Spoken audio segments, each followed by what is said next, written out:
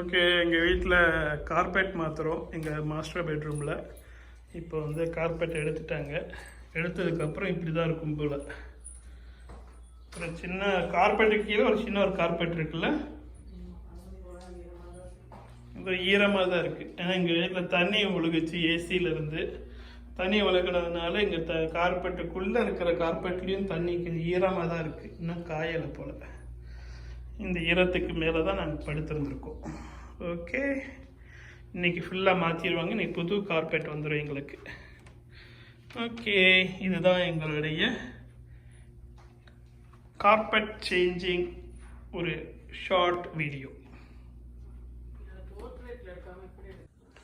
Okay, எங்கள் வீட்டில் புது கார்பெட் மாற்றிட்டாங்க. இதுதான் புது கார்பெட்டு மாற்றின மாஸ்டர் பெட்ரூமு.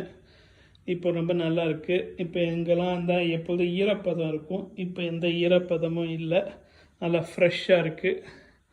அப்படியே இதுதான் ஃபுல்லாகவே போட்டுட்டாங்க. அந்த கிளாசெட் வரைக்குமாவே போட்டுட்டாங்க.